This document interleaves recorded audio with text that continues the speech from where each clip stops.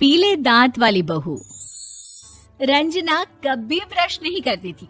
उसे कितनी बार उसके माँ बाप ने डांटा, लेकिन उसका कोई असर उस पर होता ही नहीं था, जिस कारण से उसके दांत पीले पीले हो जाते हैं। शादी के बाद अरे बहू, वैसे तो तुझ में कोई कमी नहीं है, पर तेरे दांत इतने पीले कैसे हैं बेटा? कैसे मतलब? कोई सर्जरी थोड़ी ना कराई है। वो तो क्या नाम, मैं ब्रश नहीं करती थी तो पीले हो गए। अब क्या करूं? आप कहें तो लाल करवा लूं या फिर काले? यार ये क्या है, क्यों माँ से लड़ रही हो? लड़ रही हूँ? अरे मैं लड़ रही हूँ या ये बोल रही है कि दांत पीले हैं, पीले। अरे तपस्या थोड़ी ना की है इन्हें पीले करने के लिए। बकायदा ब्रश नहीं किया है 20 साल तक, तब जाकर। छी, कैसी बात कर रही हो? ये उस वक्त तो पीले नहीं थे जब हम लोग तुम्हें देखने आए थे। अरे तब साफ करवा लिया होगा डेंटिस्ट के पास जाकर। अब देखो कैसे पीले पीले लग रहे हैं। रंजना सास की तरफ गुस्से से देखती है। फिर शुरू हो गई पीले पीले पीले। अरे पीले तो तब भी थे जब मेरे हाथ का रसगुल्ला उड़ा उड़ा कर खा रही थी और बोल रही थी, लड़की नहीं गुणों का खजाना दे रहे भाई साहब आप। खैर, अब वो लोग करते भी तो क्या करते, पीले दांत वाली बहू पल्ले पड़ी थी तो झेलना तो था ही। एक दिन कीर्तन में रंजना गाना गा रही थी।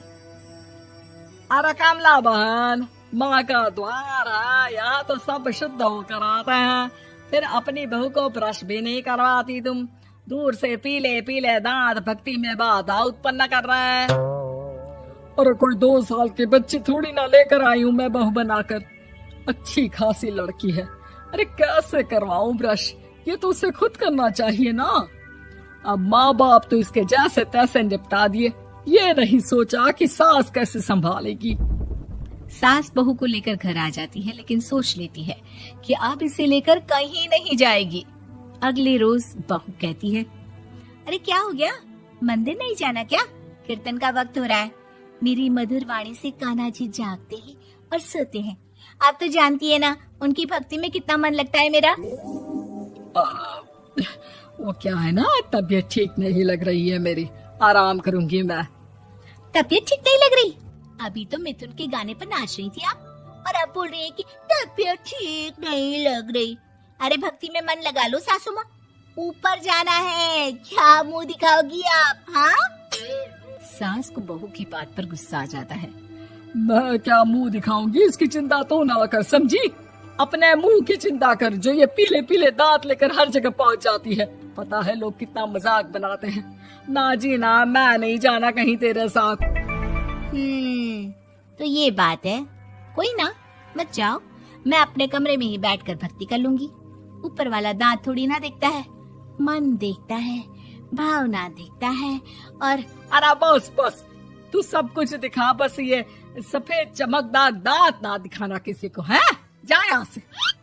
बहू को सास की बात का कोई फर्क नहीं पड़ता, वो तो जैसी थी वैसी ही रह जाती है। सुबह नहाकर किचन में खाना बनाना, फिर खाना खाना, कीर्तन भजन करना और सो जाना। एक दिन, माँ जी मैं सहेली के घर जा रही हूँ, शाम को लेट आऊंगी। हाँ हाँ तो जाना, मैंने कौन सा तेरी आरती करनी है घर पर बैठकर।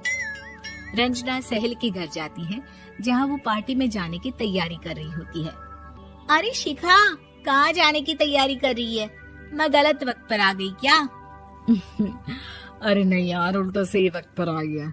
मैंने ये साड़ी और ज्वेलरी निकाली है यार, शाम को इनके ऑफिस की एक पार्टी में जाना है। बताना कैसा लग रहा है ये सब? नहीं यार, इस ड्रेस के साथ तो वो वाली ज्वेलरी अच्छी लगेगी। हाँ हाँ सही बोल रही है, मैंने ध्यान ही नहीं दिया। वैसे तो हमेशा से मस्त फैशन सेंस रखती है। तो बड़ा जाती होगी ना पति के साथ पार्टी में। रंजना कुछ नहीं बोलती, बस सोचती है कि यार काश ये बात सही हो जाती, पर मैं क्यों नहीं जाती पार्टी में? क्या इन लोगों की कोई पार्टी होती नहीं होगी? रंजना घर आती है और रात में पति से सवाल करती है, एक बात बताइए, आप मुझे किसी पार्टी में क्यों नहीं ले जाते? क्या आपकी यहाँ ऑफिस में पार्टी नहीं होती? पति बेचारा क्या कहता कि दांत पीले हैं तुम्हारे इसलिए।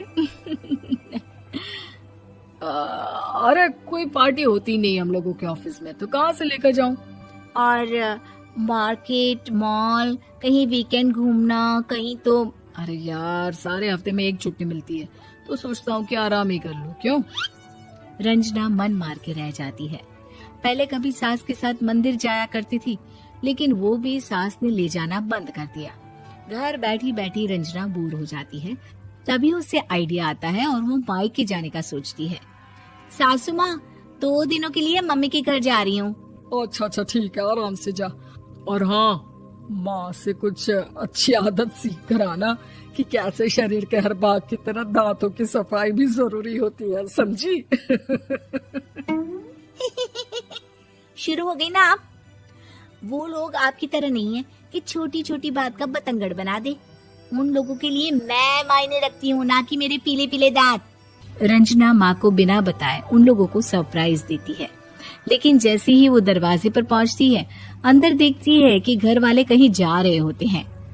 अब माँ, काश रंजना दीदी के दांतों वाली प्रॉब्लम नहीं होती, तो वो भी हम लोगों के साथ चलती ना बुआ जी की बेटी की शादी में।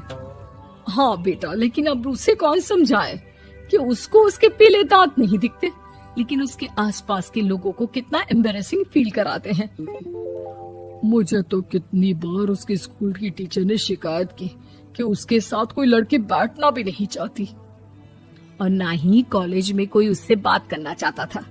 लेकिन पता नहीं क्यों उसे ये बात समझ में ही नहीं आती।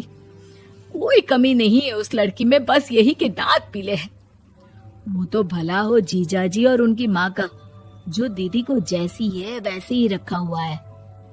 रंजना को अपने घर वालों की बात सुनकर बहुत दुख होता है। वो सोचती है कि वो क्या करे, लेकिन फिर वो सीधा डेंटिस्ट के पास जाती है, अपने दांत चमकाती है और कसम खाती है कि वो रोज ब्रश करेगी। अरे क्या हो गया? तुम तो 2 दिनों के लिए गई थी ना, पर कोई ना, अच्छा है, चलो आ गई तो। रंजना सास के सामने आकर खड़ी हो जाती है और पूरी स्माइल करती है, उसके चमकदार दांतों को दिखाती हुई। हैं? चले मंदिर। माँ, मुझे माफ कर दीजिए, मैंने आप लोगों को बहुत एम्बैरेसिंग फील करवाया। मैं आज से रोज ब्रश करूंगी।